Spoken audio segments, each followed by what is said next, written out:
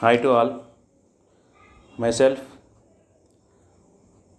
Srinivas Ramsetti, lecturer in economics, MVS, Government Degree and PG College, Autonomous, Mahbub Nagar. Okay friends, ఈరోజు మనము ఈ వీడియోలో discuss చేసుకోబోయేటువంటి అంశం marginal efficiency of capital అని మనము ఎంఈసి అంటున్నాం. MEC means marginal efficiency of capital అంటే ఉపాంత మూలధన సామర్థ్యము అని మనము తెలుగులో చెప్తాం. ఉపాంత మూలధన సామర్థ్యము. Okay, this video related to or useful to BA first year second semester students. మనకి మ్యాక్రో ఎకనామిక్స్లో కీన్స్ యొక్క ఆదాయ ఉద్యోగిత సిద్ధాంతంలో ఈ యొక్క మార్జినల్ ఎఫిషియన్సీ ఆఫ్ క్యాపిటల్ అనేది మనకి ఒక ముఖ్యమైనటువంటి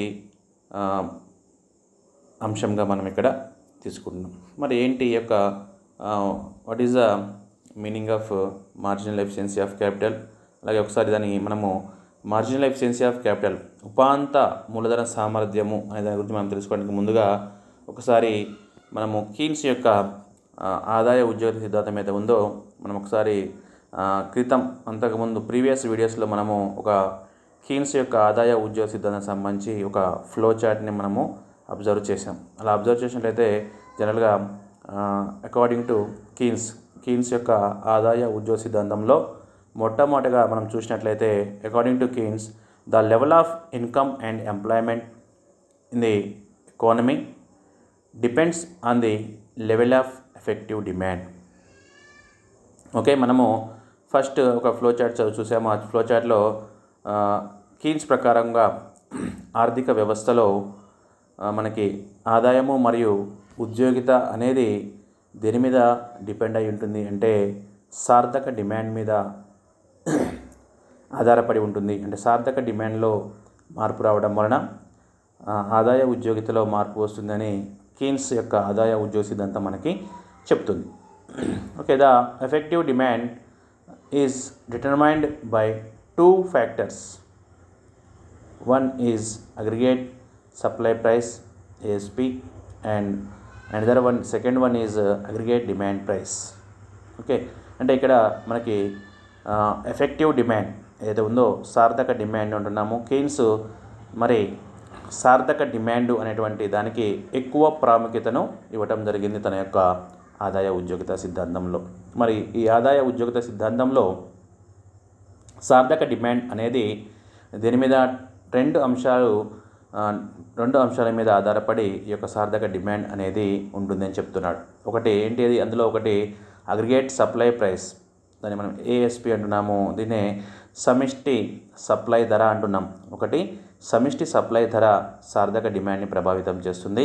అలాగే another one is aggregate demand price, అంటే సమిష్టి డిమాండ్ ధర ADP అంటాం. అగ్రిగేట్ డిమాండ్ ప్రైస్ అంటే సమిష్టి డిమాండ్ ధర అంటాం. ఈ రెండు అంశాలు ప్రధానంగా సార్థక డిమాండ్ని నిర్ణయిస్తాయని కీన్స్ యొక్క ఆదాయ ఉద్యోగ సిద్ధాంతంలో మనము చెప్పుకోవడం జరిగింది. ఓకే, దాంట్లో మనం చూసినట్లయితే ఒకసారి the aggregate demand price it self depends on two factors. One is consumption expenditure C and second one is investment expenditure equals to I. అంటే మనకి కీన్స్ ప్రకారంగా సార్థక డిమాండ్ అనేది సమిష్టి సప్లై ధర అలాగే సమిష్టి డిమాండ్ ధర రెండు ప్రభావితం చేస్తాయి అనుకున్నట్లయితే కీన్స్ ఎక్కువగా ఏం చేశాడు అంటే అగ్రిగేట్ డిమాండ్ ప్రైస్ సమిష్టి డిమాండ్ ధరకు ఎక్కువ ప్రాముఖ్యతను ఇవ్వటము జరిగింది. అందులో మరి ఈ అగ్రిగేట్ డిమాండ్ ప్రైస్ అనేది మళ్ళీ అంటే సమిష్టి డిమాండ్ ధరను మరి నిర్ణయించే అంశాలు అంటే సమిష్టి డిమాండ్ ప్రైస్ అనేది రెండు అంశాల మీద ఆధారపడి ఉంటుంది అని చెప్పాడు. ఒకటేమో కన్జంప్షన్ ఎక్స్పెండిచర్ అంటే వినియోగ వ్యయము C అంటాము, మరియు ఇంకొకటేమో ఇన్వెస్ట్మెంట్ ఎక్స్పెండిచర్ పెట్టుబడి వ్యయం, అంటే వినియోగ వ్యయము మరియు పెట్టుబడి వ్యయము అంటే C+I అనేవి రెండు కలిసి మనము ఏమంటాము అంటే అగ్రిగేట్ డిమాండ్ ప్రైస్ నిర్ణయిస్తాయి అని కీన్స్ చెప్పడం జరిగింది. రైట్. ఓకే, మరి ఈ విధంగా చూసినట్లయితే in the short term the consumption expenditure is remain constant. మనము మరి స్వల్పకాలంలో చూసినట్లయితే కన్జంప్షన్ ఎక్స్పెండిచర్ అంటే వినియోగ వ్యయము అనేది రిమైన్ కాన్స్టెంట్ అంటే స్థిరంగా ఉంటుంది, అంటే దాంట్లో ఎలాంటి మార్పు అనేది ఉండదు. అందువలన మరి therefore in the short run aggregate demand price depends on investment expenditure only. అంటే స్వల్పకాలంలో వినియోగ వ్యయంలో పెద్దగా మార్పు ఏమి రాదు, స్థిరంగా ఉంటుంది వినియోగ వ్యయము అనేది కీన్స్ యొక్క ఆదాయ ఉద్యోగ సిద్ధాంతంలో. మరి మార్పు ఎందులో వస్తుంది, అలాగే సమిష్టి డిమాండ్ ధర అనేది దేని మీద డిపెండ్ అయి ఉంటుంది అంటే ఎక్కువగా ఇన్వెస్ట్మెంట్ ఎక్స్పెండిచర్ ఒక పెట్టుబడి వ్యయాన్ని మీద ఎక్కువగా డిపెండ్ అయి ఉంటుంది అని మనకి కీన్స్ యొక్క ఆదాయ ఉద్యోగ సిద్ధాంతం మనకి తెలియజేస్తుంది. ఓకే, మరి ఇందులో మరియు మనము ఇన్వెస్ట్మెంట్ ఎక్స్పెండిచరే మనకి ఎక్కువగా ప్రభావం చూపిస్తుంది అంటున్నాము. మీన్వైల్ మరి investment expenditure depends on 2 factors, interest rate and marginal efficiency of capital. మళ్ళీ ఇక్కడ పెట్టుబడి వ్యయము అనేది 2 అంశాలు ప్రభావితం చేస్తున్నాయి పెట్టుబడి వ్యయాన్ని, ఇన్వెస్ట్మెంట్ ఎక్స్పెండిచర్ని. ఆ 2 అంశాలు ఏంటి అంటే ఒకటేమో అంటే స్వల్పకాలంలో ప్రధానంగా ప్రభావితం చేసే అంశాలు, పెట్టుబడి వ్యయాన్ని ప్రభావితం చేసే అంశాలు 2గా చెప్పుకుంటున్నాము. అందులో ఒకటి interest rate or rate of interest, వడ్డీ రేటు ఒకటి పెట్టుబడి వ్యయంలో మార్పులు తీసుకురావడానికి అవకాశం ఉంటుంది. అలాగే another one is marginal efficiency of capital. మనం చెప్పుకున్నటువంటి టాపిక్ ఏంటి ఇప్పుడు అదే, ఉపాంత మూలధన సామర్థ్యము అనేది. ఈ 2 అంశాలు షార్ట్ రన్ పీరియడ్లో ఇన్వెస్ట్మెంట్ ఎక్స్పెండిచర్ని డిపెండ్ అయి ఉంటుంది ఈ 2 అంశాల మీదనే అని మనం చెప్పాలి. ఓకే, మనం ఆల్రెడీ ప్రీవియస్ క్లాస్లో లాస్ట్ క్లాస్లో ఇన్వెస్ట్మెంట్ని డిటర్మినెంట్స్ ఆఫ్ ఇన్వెస్ట్మెంట్ పెట్టుబడిని ప్రభావితం చేసేటువంటి అంశాల గురించి మనము డిస్కస్ చేసుకున్నాము. అందులో ఈ 2 అంశాలు ప్రధానమైనదిగా చెప్పుకున్నాము. ఒకటి rate of interest and another one is marginal efficiency of capital. అయితే ఇక్కడ కూడా షార్ట్ రన్ పీరియడ్లో స్వల్పకాలంలో మనకి ఈ రేట్ ఆఫ్ ఇంట్రెస్ట్లో ఎలాంటి మార్పు ఉండదు. ఓకే, కాబట్టి in the short run the rate of interest remains constant. స్వల్పకాలంలో వడ్డీ రేటు స్థిరంగా ఉంటుంది. కాబట్టి therefore investment is determined by marginal efficiency of capital. Okay, కాబట్టి మరి స్వల్పకాలంలో ఇన్వెస్ట్మెంట్ పెట్టుబడి వ్యయాన్ని నిర్ణయించే ప్రధాన అంశం ఏంటి అంటే ఇక్కడ మార్జినల్ ఎఫిషియన్సీ ఆఫ్ క్యాపిటల్, ఉపాంత మూలధన సామర్థ్యము అనేది మరి స్వల్పకాలంలో ఈ యొక్క ఇన్వెస్ట్మెంట్ ఎక్స్పెండిచర్ పెట్టుబడి వ్యయాన్ని నిర్ణయించేటువంటి దాంట్లో ప్రధానమైనటువంటి పాత్రని పోషిస్తుంది అని మనం చెప్పవచ్చు కీన్స్ యొక్క ఆదాయ ఉద్యోగిత సిద్ధాంతంలో. Then therefore marginal efficiency of capital increases, the level of investment increases. When the level of investment increases, the aggregate demand and effective demand increases. As a consequence, the income and employment levels also increases. Keynes opined that marginal efficiency of capital plays an important role in determining income and employment levels in the economy. Okay, కాబట్టి మనం Keynes ప్రకారంగా మరి ఏమవుతుంది అంటే marginal efficiency of capital Keynes ప్రకారంగా స్వల్పకాలంలో rate of interest అనేది వడ్డీ rate constant స్థిరంగా ఉంటుంది. కాబట్టి మరి స్వల్పకాలంలో పెట్టుబడి వ్యయాన్ని ప్రభావితం చేసే ప్రధాన అంశము మార్జినల్ ఎఫిషియన్సీ ఆఫ్ క్యాపిటల్ అంటున్నాము. కాబట్టి మరి స్వల్పకాలంలో మార్జినల్ ఎఫిషియన్సీ ఆఫ్ క్యాపిటల్ ఉపాంత మూలధన సామర్థ్యము అనేది పెరిగితే, ఉపాంత మూలధన సామర్థ్యం యొక్క లెవెల్ పెరిగినట్లయితే మరి ఏమవుతుందంటే పెట్టుబడి వ్యయం కూడా పెరుగుతుంది, ఇన్వెస్ట్మెంట్ పరిమాణం కూడా ఆర్థిక వ్యవస్థలో పెట్టుబడి పరిమాణం కూడా పెరుగుతుంది. అలాగే మరి ఆర్థిక వ్యవస్థలో పెట్టుబడి పరిమాణం పెరగడం మూలన ఏమవుతుంది అంటే అగ్రిగేట్ డిమాండ్ ప్రైస్ కూడా పెరుగుతుంది, సమిష్టి డిమాండ్ ధర కూడా పెరుగుతుంది. మరి సమిష్టి డిమాండ్ ధర పెరగడం వలన ఎఫెక్టివ్ డిమాండ్ కూడా పెరుగుతుంది. Effective demand also increases. Effective demand సార్థక డిమాండ్ అనేది కూడా పెరుగుతుంది. మరి సార్థక డిమాండ్ అనేది పెరగటం మూలాన మరి అకార్డింగ్ టు కీన్స్ ప్రకారంగా సార్థక డిమాండ్ పెరిగితే ఏం జరుగుతుంది? As the consequence of the income and employment level also increases. అంటే సార్థక డిమాండ్ పెరిగిన మూలంగా ఆర్థిక వ్యవస్థలో ఏమవుతుంది అంటే ఆదాయము మరియు ఆటోమేటిక్గా ఆదాయము మరియు ఉద్యోగిత స్థాయిలు కూడా పెరుగుతాయి అని మనము కీన్స్ యొక్క ఆదాయ ఉద్యోగ సిద్ధాంతంలో చెప్పుకోవచ్చు. ఓకే, మరి కీన్స్ ఫైనల్గా ఏమంటున్నాడు అంటే మార్జినల్ ఎఫిషియన్సీ ఆఫ్ క్యాపిటల్ అనేది ఉపాంత మూలధన సామర్థ్యం అనేది చాలా ముఖ్యమైనటువంటి పాత్రను పోషిస్తుంది. దేంట్లో అంటే మరి ఆదాయము మరియు ఉద్యోగిత స్థాయిని పెంచడంలో, ఆర్థిక వ్యవస్థలో ఆదాయ ఉద్యోగిత స్థాయిని పెంచడంలో ముఖ్యమైనటువంటి భూమికని పోషించేది ఎవరు అంటే ఇక్కడ మార్జినల్ ఎఫిషియన్సీ ఆఫ్ క్యాపిటల్గా కీన్స్ పేర్కోవడం జరిగింది. మరి ఏంటి ఈ యొక్క మనకి ఈ యొక్క మార్జినల్ ఎఫిషియన్సీ ఆఫ్ క్యాపిటల్ అనేది మనం ఒకసారి చూసినట్లయితే దాన్ని మనము ఇప్పటివరకు మనం చెప్పుకున్న అంశాన్ని కీన్స్ యొక్క ఎఫెక్టివ్ డిమాండ్ ఒకసారి మనము ఇట్లా పరిశీలించినట్లయితే ఇక్కడ చూడండి, కీన్స్ యొక్క ఎఫెక్టివ్ డిమాండ్లో first effective demand equals to ED equals to function of ASP and ADP. ఇక్కడ ED means effective demand. Effective demand అంటే సార్థక డిమాండ్. సార్థక డిమాండ్ అనేది దేని మీద ఆధారపడి అంటే ఏవి వాటిని డిపెండ్ అయి ఉంటుంది, దేని మీద డిపెండ్ అయి ఉంటుంది అంటే function of ASP and ADB. ASP means aggregate supply price and ADB means aggregate demand price. అంటే సమిష్టి సప్లై ధర మరియు సమిష్టి డిమాండ్ ధర అనేది సార్థక డిమాండ్ని నిర్ణయిస్తుంది కీన్స్ ప్రకారంగా. మనం ఇంతకుముందు చెప్పుకున్నట్లుగా దాన్ని ఇక్కడ మనము ఈక్వేషన్లో చేసాము. మరి అయితే ఈ రెండు అంశాలు నిర్ణయించినట్లయితే in the short run period aggregate supply price is constant.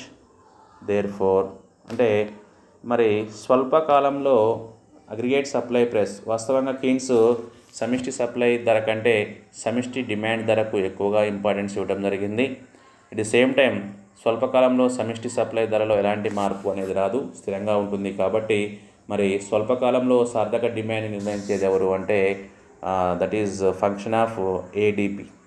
Effective demand equals to ADP అంటే సార్థక డిమాండ్ని అగ్రిగేట్ డిమాండ్ ప్రైస్ సమిష్టి డిమాండ్ ధర అనేది మనకి నిర్ణయిస్తుంది. మరి ఇప్పుడు ఈ యొక్క సమిష్టి డిమాండ్ని మళ్ళీ మనం ఏమనుకున్నాము, సమిష్టి డిమాండ్ అనేది రెండు కాన్సెప్ట్స్ దాని మీద డిపెండ్ అయ్యి అగ్రిగేట్ డిమాండ్ ప్రైస్ అనేది పనిచేస్తుంది అనుకున్నాము. కాబట్టి ఏడిపి అగ్రిగేట్ డిమాండ్ ప్రైస్ సమిష్టి డిమాండ్ ధర equals to function of C and I. Okay, ADP means aggregate demand price సమిష్టి డిమాండ్ ధర అనేది దేని మీద డిపెండ్ అయి ఉంటుంది అంటే C and I. Function of CI అంటే consumption expenditure and investment expenditure. Okay, C means వినియోగ వ్యయము, ఐ మీన్స్ ఇన్వెస్ట్మెంట్ ఎక్స్పెండిచర్ అంటే పెట్టుబడి వ్యయము. Then the short run C consumption is constant.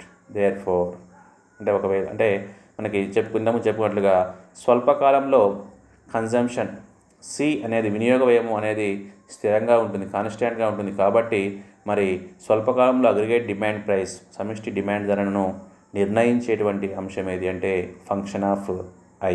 Function of I means investment.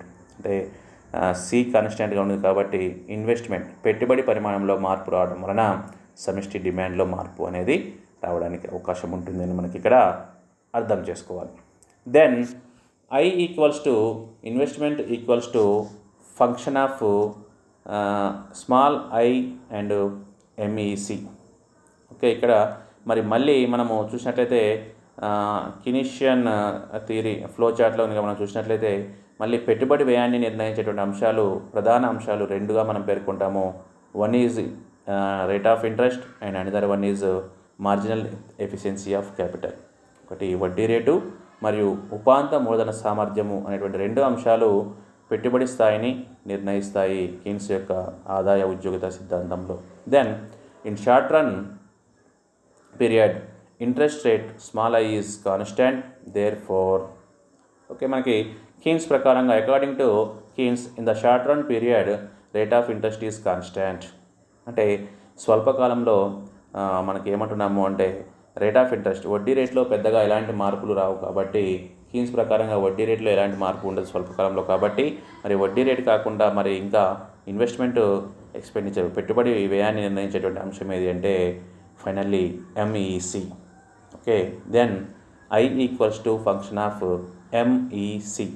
Okay, investment పెట్టుబడి పరిమాణాన్ని స్వల్పకాలంలో ఎక్కువగా ప్రభావితం చేసే అంశం ఏది అంటే marginal efficiency of capital, MEC అంటున్నాము. ఉపాంత మూలధన సామర్థ్యము అనేది ఎక్కువగా పెట్టుబడి వ్యయాన్ని పెట్టుబడి పరిమాణాన్ని ప్రభావితం చేసే అంశంగా మనము చెప్పుకుంటాము. Then finally MEC marginal efficiency of capital is increases, then investment also increased, then ADP aggregate demand price also increased, and aggregate effective demand also increased. Finally N increased means level of employment already also increased. అంటే ఆర్థిక వ్యవస్థలో స్వల్పకాలంలో ఉపాంత మూలధన సామర్థ్యము గనక పెరిగినట్లయితే MEC పరిమాణం ఇట్లా మనము పెరిగినట్లయితే MEC పెరిగితే ఏమవుతుంది అంటే ఇన్వెస్ట్మెంట్ పెట్టుబడి పరిమాణము పెరుగుతుంది అని అర్థం. పెట్టుబడి పరిమాణం పెరిగితే ఏమవుతుంది, పెట్టుబడి అనేది డిపెండ్ అయ్యేది దేని మీద డిపెండ్ అంటే పెట్టుబడిని డిపెండ్ చేసుకొని అగ్రిగేట్ డిమాండ్ ప్రైస్ సమిష్టి డిమాండ్ ధర కూడా ఆటోమేటిక్గా పెరుగుతుంది. సమిష్టి డిమాండ్ ధర పెరగడం వల్ల ఏమవుతుంది, కీన్స్ యొక్క ఎఫెక్టివ్ డిమాండ్ సార్థక డిమాండ్ పెరుగుతుంది. సార్థక డిమాండ్ పెరగడం వల్ల ఆర్థిక వ్యవస్థలో ఉన్నటువంటి number of employees N means level of employment ఉద్యోగిత స్థాయి కూడా పెరుగుతుంది. ఇక్కడ చూడండి, మరి ఆర్థిక ఆదాయ ఉద్యోగిత స్థాయి అనేది దేని మీద ఆధారపడుతుంది ఫైనల్గా షార్ట్ రన్ పీరియడ్లో అంటే MEC marginal efficiency of capital మీద ఆధారపడి ఉంటుంది. కాబట్టి అంటే ఎంఈసి పెరిగితే ఇన్వెస్ట్మెంట్ పెరుగుతుంది, ఇన్వెస్ట్మెంట్ పెరిగితే అగ్రిగేట్ డిమాండ్ ప్రైస్ పెరుగుతుంది, అగ్రిగేట్ డిమాండ్ ప్రైస్ పెరిగితే ఎఫెక్టివ్ డిమాండ్ పెరుగుతుంది, ఎఫెక్టివ్ డిమాండ్ పెరిగితే లెవెల్ ఆఫ్ ఎంప్లాయ్మెంట్ కూడా పెరుగుతుంది. అదే at the same time MEC is decreases, MEC పరిమాణము ఉపాంత మూలధన సామర్థ్యం అనేది క్షీణించినట్లయితే లేదా తగ్గినట్లయితే ఇన్వెస్ట్మెంట్ ఎక్స్పెండిచర్ పెట్టుబడి వ్యయం కూడా డిక్రీజ్ అవుతుంది, తగ్గుతుంది. చూడండి, ఏరో సింబల్స్ అన్నీ కూడా కిందికి ఉన్నాయి, ఇంతకుముందు ఏరో సింబల్స్ అన్నీ కూడా పైకి ఉన్నాయి, పైకి ఉంటే అన్నీ కూడా ఇంక్రీజ్ అవుతున్నాయి అర్థము. ఇక్కడ ఏరో సింబల్స్ అన్నీ కూడా కిందికి ఉన్నాయి. ఎంఈసి డిక్రీజ్ అంటే ఎంఈసి తగ్గితే ఆటోమేటిక్గా ఏమవుతుంది, ఇన్వెస్ట్మెంట్ పెట్టుబడి కూడా తగ్గుతుంది. పెట్టుబడి పరిమాణం తగ్గితే ఆటోమేటిక్గా అగ్రిగేట్ డిమాండ్ ప్రైస్ సమిష్టి డిమాండ్ ధర కూడా తగ్గుతుంది. సమిష్టి డిమాండ్ తగ్గితే ఎఫెక్టివ్ డిమాండ్ సార్థక డిమాండ్ తగ్గుతుంది. సార్థక డిమాండ్ తగ్గిన మూలంగా ఆర్థిక వ్యవస్థలో లెవెల్ ఆఫ్ ఎంప్లాయ్మెంట్ అంటే ఉద్యోగిత స్థాయి కూడా క్షీణించేటువంటి అవకాశము ఎక్కువగా ఉంటుంది according to Keynesian theory of ఎంప్లాయ్మెంట్లో. రైట్, మరి ఇంతవరకు మనం ఎంఈసి అనుకున్నాము. మరి what is the MEC definition, what is the definition of MEC marginal efficiency of capital యొక్క మనము ఏ విధంగా మనం ఎంఈసిని నిర్వచిస్తాము అనేది ఒకసారి మనము బ్రీఫ్గా ఎంఈసిని మనం డిఫైన్ చేసినట్లయితే ఒక ఎంఈసి ఉపాంత మూలధన సామర్థ్యం అంటే ఏంటి, అలాగే మరి యొక్క ఉపాంత మూలధన సామర్థ్యంని మనము ఒక చిన్న ఈక్వేషన్ స్టాటిస్టికల్ మెజర్మెంట్లో కనుక మనము అబ్జర్వ్ చేసినట్లయితే ఒక ఎగ్జాంపుల్ తీసుకొని మనము దీన్ని మనము ప్రూవ్ చేసినట్లయితే మనకి ఏ విధంగా ఆర్థిక వ్యవస్థలో ఎంఈసి పరిమాణం పెరిగితే ఇన్వెస్ట్మెంట్ పెరుగుతుంది, ఇన్వెస్ట్మెంట్ పెరిగితే అగ్రిగేట్ డిమాండ్ ప్రైస్ పెరుగుతుంది, అగ్రిగేట్ డిమాండ్ ప్రైస్ పెరిగితే ఎఫెక్టివ్ డిమాండ్ పెరుగుతుంది, ఎఫెక్టివ్ డిమాండ్ పెరిగితే ఆటోమేటిక్గా లెవెల్ ఆఫ్ ఎంప్లాయ్మెంట్ కూడా పెరుగుతుంది అని మనము చెప్పుకున్నాం. Okay, then we will discuss define the definition of the marginal efficiency of capital. ఉపాంత మూలధన సామర్థ్యాన్ని కనుక మనం ఒకసారి డిఫైన్ చేసినట్లయితే marginal efficiency of capital refers to the expected profitability of a capital asset. It may be defined as the rate of discount which equates the present value of a series of cash flows obtainable from an income earning asset like a machine over its entire economic life to the cost of the machine. Given investment on a capital asset, investment continues as long as the marginal efficiency of capital is greater than the rate of interest. Thus, the level of investment is determined at the point where the marginal efficiency of capital is equal to the market rate of interest. This can మనం okay ఇక్కడ ఒకసారి మనము definition యొక్క marginal efficiency of capital చూసినట్లయితే మనం ఏమంటున్నాము expected profitability అంటే మనము సింపుల్గా దీన్ని మనం తెలుగులో డిస్కస్ చేసినట్లయితే ఏదైనా ఒక మెషిన్ ఒక యంత్రము లేదా ఒక మూలధన ఆస్తి మూలధన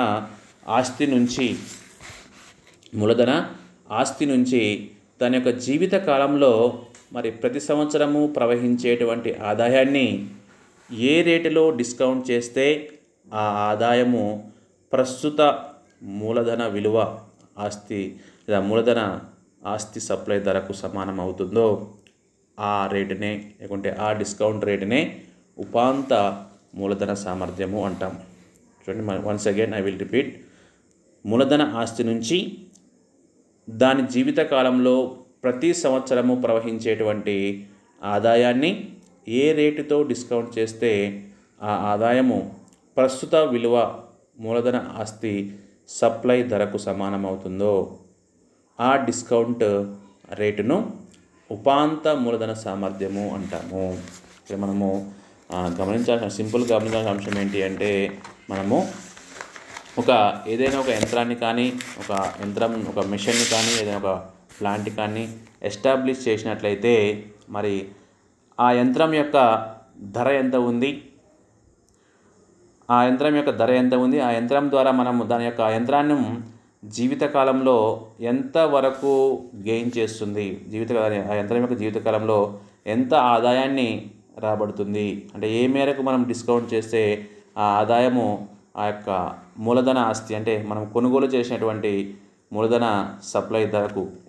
ఆస్తి సప్లై ధరకు సమానమవుతుందో దానిని మనము ఏమంటామంటే ఉపాంత మూలధన సామర్థ్యము అని పేర్కొంటాము.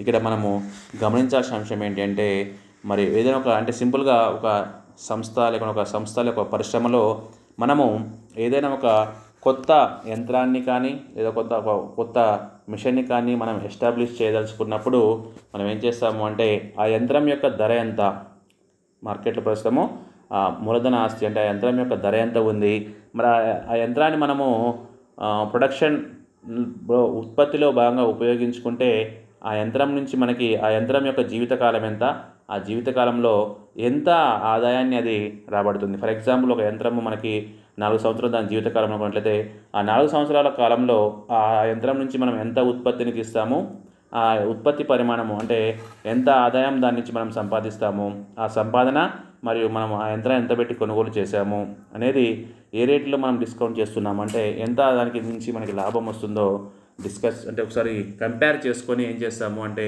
మనము పెట్టుబడి పెట్టడానికి అవకాశం ఉంటుంది. దాన్నే మనము మార్జినల్ ఎఫిషియన్సీ ఆఫ్ క్యాపిటల్ ఉపాంత మూలధన సామర్థ్యము అంటాము.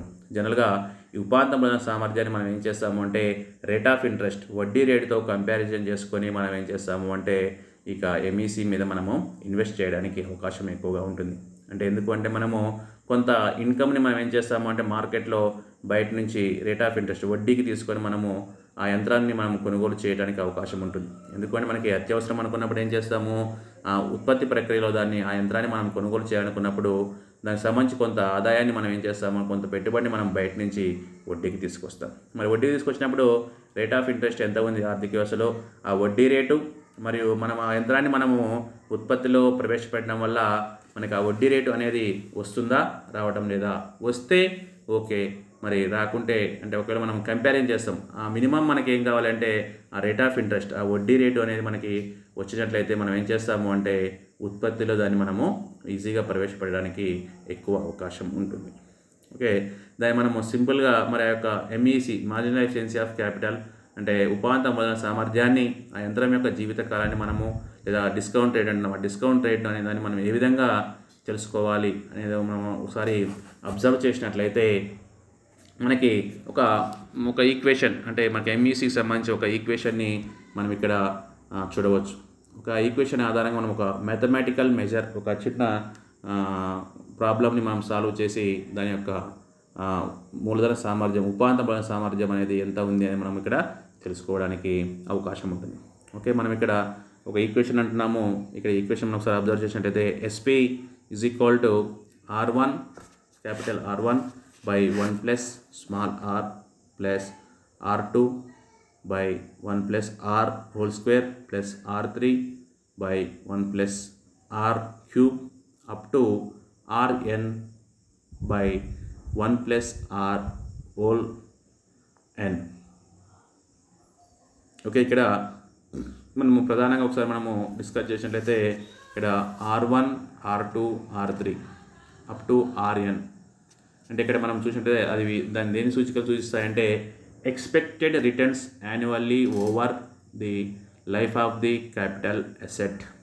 అంటే యంత్రము ఆయా సంవత్సరాలలో ఆశించేటువంటి నికర సంవత్సరిక రాబడి లేకుంటే దిగుబడి అని మనము చెప్పుకుంటాం. అంటే ఇక్కడ మనము R3 అన్నాం. R3 means for example R1 అంటే 1 సంవత్సరం అయితే యంత్రం యొక్క జీవితకాలం 1 year అయితే R1గా చెప్పుకుంటాం. దాని యొక్క జీవితకాలము 2 సంవత్సరాలు అయితే R2 ఇస్తాము. దాని యొక్క జీవిత కాలము 3 years అయితే R3గా మనం ఇక్కడ చెప్పుకుంటాం. అప్ టు Rn అన్నాం. అంటే ఆ యంత్రం యొక్క జీవితకాలము ఎన్ని సంవత్సరాలుగా ఉంటుందో అన్ని సంవత్సరాలకు మనం ఏం చేస్తామంటే ఈ ఈక్వేషన్ని ఎక్స్పాండ్ చేసుకుంటూ వెళ్తాం. ఫర్ ఎగ్జాంపుల్ 1 year అయితే ఏం చేస్తాము అంటే R1 by 1 plus R అంతే. అంతవరకు మనము ఆ ఈక్వేషన్ ఇచ్చేసి ఆ 1 yearలో దానికి ఎంత మనం ఇన్వెస్ట్ చేస్తామో మనకి డిస్కౌంట్ రేట్ ఎంత వస్తుందని మనం ఇక్కడ తెలుసుకోవడానికి అవకాశం ఉంటుంది. అలాగే ఇక్కడ మన ఈక్వేషన్లో మనము స్మాల్ r చూసినట్లయితే small r equals to discount rate or marginal capital efficiency. Discount రేటు అంటే మనము ఆ యంత్రానికి ఎంత అయితే డిస్కౌంట్ రేట్ ఇస్తున్నామో అంత మనకి ఎంత డిస్కౌంట్ వస్తుంది, ఆ యంత్రం నుంచి వెళ్ళి మనము ఎంత rate of interest marginal efficiency of capital ఎంత వస్తుందని మనకి ఈ స్మాల్ r అనేది తెలియజేస్తుంది. మనం 10%, 20%, 15% అనేది మనకి ఈ స్మాల్ r అనేది మనకి తెలియజేస్తుంది. Then finally SP is equal to supply price of machine. అంటే సప్లై ప్రైస్ ఆఫ్ మెషిన్ అంటే మనం మూలధన సప్లై యొక్క ధర అంటే మనం ఏదైతే యంత్రాన్ని మనం కొనుగోలు చేస్తున్నామో ఆ యంత్రం యొక్క సప్లై ధర ఎంత ఉంది అనేది మనకి ఇక్కడ ఎస్పీ తెలియజేస్తుంది. ఆ SP is equal to R1 by 1 plus R plus R2 plus by 1 plus R whole square up to Rn 1 plus R by n. For example మనం దీన్ని ఈ యొక్క ఈక్వేషన్ని మనం ఒకసారి మనము అప్లై చేసినట్లయితే ఇక్కడ ఒక చిన్న మ్యాథమెటికల్ మెజర్ మనం ఒకసారి చూసినట్లయితే for example suppose the life span of machine is 2 years. అంటే మనం కొనుగోలు చేయదలుచుకున్నటువంటి మూలధన సప్లై ఒక ధర ఒక మెషిన్ యొక్క వ్యాలిడిటీ 2 years అనుకుందాం. ఇక్కడ 2 సంవత్సరాల జీవితకాలం దానికి ఆ మెషిన్కి ఉంది ఫర్ ఎగ్జాంపుల్ అనుకున్నట్లయితే ఆ యంత్రం నుంచి మనం first year expected returns or for example ఆ యంత్రం నుంచి మనం మొదటి సంవత్సరంలో ఎంత ఆదాయాన్ని ఎక్స్పెక్ట్ చేస్తున్నాము అంటే ఫర్ ఎగ్జాంపుల్ 1100 రూపీస్ని మనము ఎక్స్పెక్ట్ చేసాము అనుకుందాం. 1100 వస్తుందని మనం అంచనా వేస్తున్నాం. అలాగే second year expected returns are equals to 2420 2420 రూపాయలు రెండవ సంవత్సరము దాని నుంచి మనము ఆదాయాన్ని పొందుతున్నాము అనుకున్నట్లయితే సపోజ్ దాని యొక్క డిస్కౌంట్ రేట్ యంత్రం యొక్క discount rate small r equals to 10% అయినట్లయితే what is the supply price or current value of the machine. అంటే ఆ యంత్రం యొక్క ధర ఎంత లేకుంటే దాని యొక్క ప్రస్తుతం దాని యొక్క విలువ ఎంత అనేది మనం ఇక్కడ అడుగుతున్నాం. ఓకే, అంటే మనకి మిషన్ యొక్క వ్యాలిడిటీ తెలుసు, జీవితకాలం తెలుసు.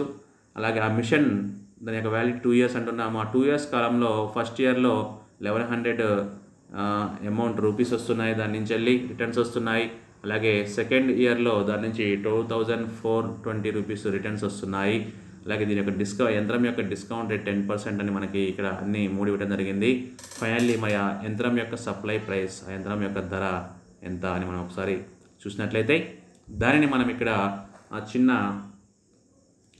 ఫర్ ఎగ్జాంపుల్ ఇక్కడ చూడండి, మనం ఈక్వేషన్ మనం ఇక్కడ చూసినట్లయితే SP is equal to R1/1 plus R plus R2/1 plus small R whole square అనేది మనం ఇక్కడ, ఎందుకంటే ఇక్కడ 2 ఇయర్స్ యంత్రం యొక్క జీవితకాలం మనము 2 ఇయర్స్ మాత్రమే అనుకున్నాం కాబట్టి మనం ఏం చేస్తున్నాము అంటే R1 కేవలం R1 అండ్ R2 తీసుకున్నాం. ఒకవేళ 3 ఇయర్స్ అయితే R3 కూడా తీసుకుంటాం, 4 ఇయర్స్ అయితే R4 వరకు తీసుకుంటాం, 1 ఇయర్ అయితే ఓన్లీ R1 మాత్రమే తీసుకోవాల్సి ఉంటుంది.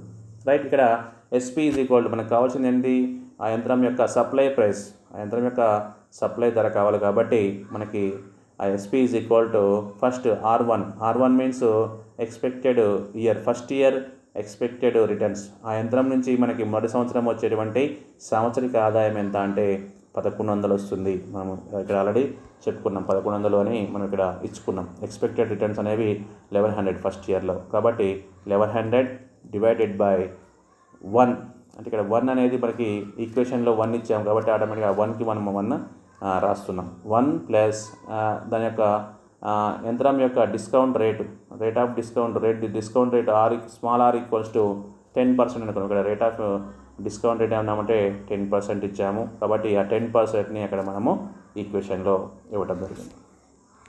ప్లస్ R2 అంటే సెకండ్ ఇయర్, మనం నెక్స్ట్ సెకండ్ ఇయర్ ఉంది. R2 means second year expected returns, రెండవ సంవత్సరం దాని నుంచి యంత్రం నుంచి వచ్చే ఆదాయం ఎంత అంటే 2420 2420 రూపాయలు ఎక్స్పెక్ట్ చేసాము. దాన్ని ఇక్కడ ప్రతిక్షేపించాం 2420 రూపాయలు బై మళ్ళీ సేమ్ 1 అనేది మనకి ఈక్వేషన్ కాబట్టి ఆ 1 అలాగే తీసుకున్నాము. ప్లస్ 10% డిస్కౌంట్ రేట్ ఉంది కాబట్టి ఆ 10% హోల్ స్క్వేర్ ఇలా వచ్చిందంటే మనకి ఈక్వేషన్లో హోల్ స్క్వేర్ ఉంది కాబట్టి మనం ఇక్కడ హోల్ స్క్వేర్ని తీసుకున్నాం.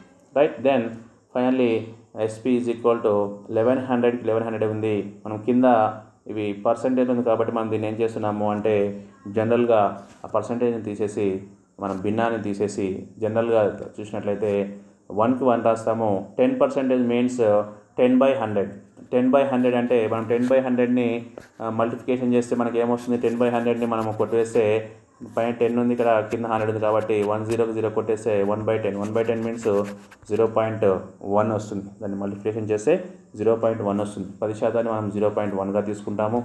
At the same time plus second ఇయర్ది మనం చూసినట్లయితే 2120 R2 అంటే 2420 బై 1 ప్లస్ సేమ్ 10% అని ఇక్కడ కూడా 10% అంటే 10/100 చేస్తే మనకి 0.1 వస్తుంది. కానీ హోల్ స్క్వేర్ అనేది మనకి ఈక్వేషన్లో ఉంది కాబట్టి దాన్ని మనము హోల్ స్క్వేర్ చేసాం. అలా చేయడం వల్ల ఫైనల్గా పైన ఉన్నటువంటి దాన్ని ఏం చేంజ్ చేయాలి, 1100 బై కింద 1 ప్లస్ 0.1ని మనము ఈక్వల్స్ అంటే కలిపితే ప్లస్ చేస్తే ఏమవుతుంది 1.1 వస్తుంది.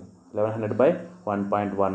సేమ్ ఇక్కడ కూడా ప్లస్ 2420 బై 1.1 హోల్ స్క్వేర్ అలాగే ఉంది కాబట్టి మనం హోల్ స్క్వేర్ చేసాము. ఫైనల్లీ దీన్ని మనము ఈక్వేషన్స్ చేస్తే 1100 బై 1.1 ప్లస్ ఇక్కడ ఏం చేసాము అంటే 2420 బై హోల్ స్క్వేర్, ఈ స్క్వేర్ని తీసేసి ఏం చేసాము అంటే దాన్ని మనము మామూలు జనరల్గా మార్చాము. 1.1 ఇంటూ 1.1 చేస్తే మనకి హోల్ స్క్వేర్ తీసేయవచ్చు కాబట్టి 1.1 ఇంటూ 1.1 చేస్తే మనకి 1.21 వస్తుంది. రైట్, 1.21 వచ్చింది. ఇక్కడ ఫైనల్గా మనం మళ్ళీ ఏం చేసామంటే 1100 బై 1.1 ప్లస్ 2420 బై 1.21ని మనం ఏం చేస్తామంటే ఈ పాయింట్స్ని తీసేసుకోవాలనుకున్నప్పుడు మనం ఏం చేస్తాము, ఇక్కడ పైనేమో జనరల్గా ఉంది నెంబర్, కిందనేమో పాయింట్స్లో ఉంది కాబట్టి మనం ఆ పాయింట్స్ని క్లియర్ చేయాలనుకున్నప్పుడు మరి ఏం చేస్తాము అంటే ఇక్కడ ఏం చేస్తాం 1.1 ఉంది. ఆ 1.1 అంటే పాయింట్ పక్కన ఒకటి ఉంది కాబట్టి 1 నెంబర్ ఉంది కాబట్టి ఆ ఒక నెంబర్కి సంబంధించి ఆ పాయింట్ తీసేస్తే అది 11 అవుతుంది. 11 చేసి బై పైన ఏం చేస్తాము అంటే ఇక్కడ 11 చేసాం కాబట్టి ఒక 0ని మనము అక్కడ కలుపుకోవాల్సి ఉంటుంది. ఇది మనకి తెలిసినటువంటి అంశమే కాబట్టి 1100 పక్కన ఒక 0 పెట్టి దీన్ని మనం ఏం చేసామంటే పాయింట్ని తొలగించి 11గా చేసాము. అట్ ది సేమ్ టైం ఇక్కడ కూడా 1.21 ఉంది. 1.21 అంటే పాయింట్ తర్వాతకి 2 డిజిట్స్ ఉన్నాయి. 2 డిజిట్స్ ఉన్నాయి కాబట్టి ఈ 2 డిజిట్స్ని మనం చూసినట్లయితే ఇక్కడ కూడా ఏం చేయాలి, ఆ రెండు పాయింట్ పక్కన రెండు అంకెలు ఉన్నాయి కాబట్టి డిజిట్స్ ఉన్నాయి కాబట్టి మనం ఏం చేయాలంటే పైన కూడా 2 జీరోస్ని మనము పెట్టవలసి ఉంటుంది. కాబట్టి 2420 పక్కన రెండు జీరోలు మనము యాడ్ చేయడం జరిగింది. అప్పుడు ఇక్కడ కింద 121 అయింది, ఇక్కడేమో 11 అయింది, ఇక్కడేమో 121 అయింది. ఓకే, ఫైనల్గా వీటిని మనము మల్టిప్లికేషన్ చేస్తే 11,000 by 11 ప్లస్ 124,20,00 by 121 అంటే 2,42,000 by 121 అనేది మనకి ఇక్కడ కనిపిస్తుంది. దీన్ని మనం క్రాస్ చేసినట్లయితే కొట్టేసినట్లయితే 1100కి 1100 11 1 3 zeros పెట్టుకుంటే 1000 వస్తుంది.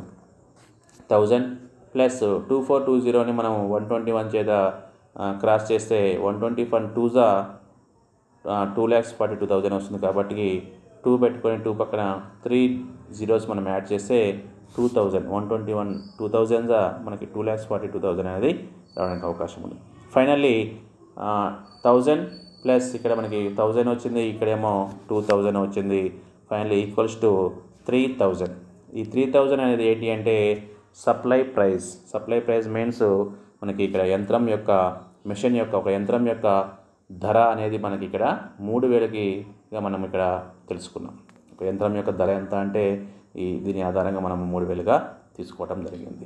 ఓకే, మరి ఈ యొక్క యంత్రం యొక్క ధర అనేది 3,000గా ఉంది కాబట్టి మనం ఏం చేస్తామంటే ఆర్థిక వ్యవస్థలో ఈ యొక్క 3,000ని బేస్ చేసుకొని ఈ ఎంఈసి అంటే ఉపాంత మూలధన సామర్థ్యము అనేది 3,000 ఉన్నది కాబట్టి మరి పెట్టుబడి పరిమాణము పెట్టుకుంటే లాభదాయకం ఉంటే మనం ఏం చేస్తాము అంటే ఈ యొక్క యంత్రాన్ని మనము తీసుకుంటాం, లేదా నష్టదాయకంగా ఉంటే ఈ యంత్రాన్ని మనము ఉత్పత్తి ప్రక్రియలో ఆపివేస్తాము. ఓకే, ఇది ఈ విధంగా ఎంఈసి ఉపాంత మూలధన సామర్థ్యము ఎంఈసి పరిమాణం మనం ఇంక్రీజ్ అయిందనుకుని ఫర్ ఎగ్జాంపుల్ ఇంక్రీజ్ చేసాము, ఉపాంత మూలధన సామర్థ్యం అనేది పెరిగితే ఆటోమేటిక్గా ఏమవుతుంది, ఇన్వెస్ట్మెంట్ పెట్టుబడి వ్యయం పెరుగుతుంది. పెట్టుబడి వ్యయం పెరిగితే అగ్రిగేట్ డిమాండ్ ప్రైస్ సమిష్టి డిమాండ్ ధర పెరుగుతుంది. సమిష్టి డిమాండ్ ధర పెరిగితే ఎఫెక్టివ్ డిమాండ్ సార్థక డిమాండ్ పెరుగుతుంది. సార్థక డిమాండ్ పెరిగితే లెవెల్ ఆఫ్ ఎంప్లాయ్మెంట్ స్థాయి ఉద్యోగిత స్థాయి ఆర్థిక వ్యవస్థలో ఉద్యోగిత స్థాయి కూడా పెరుగుతుంది. ఉద్యోగిత స్థాయి అలాగే ఆదాయ స్థాయిలు పెరిగి ఆర్థిక వ్యవస్థ అనేది ఒక చివరికి ఫైనల్గా సమతౌల్య స్థితికి చేరుకోవడానికి అవకాశం ఉంటుంది అని కీన్స్ తన యొక్క ఆదాయ ఉద్యోగిత సిద్ధాంతంలో ఈ యొక్క మార్జినల్ ఎఫిషియన్సీ ఆఫ్ క్యాపిటల్ ఉపాంత మూలధన సామర్థ్యం గురించి పేర్కోవడం జరిగింది. ఓకే, ఇది మనకి ఉన్నటువంటి MEC marginal efficiency of capital అనేటువంటి టాపిక్. ఓకే, మనకి ఇది ప్రధానమైనటువంటి అంశంగా మనం ఇక్కడ చెప్పుకుంటున్నాము. కాబట్టి అందరూ కూడా ప్రతి ఒక్కరు అందరూ కూడా ఈ యొక్క BA second semester first year second semester students అందరూ కూడా ఈ వీడియోని చూసి అర్థం చేసుకుంటారని అనుకుంటున్నాను. అందరూ వీడియో తప్పకుండా చూడండి. ఓకే, లైక్ చేయండి. Thank you to all. Okay.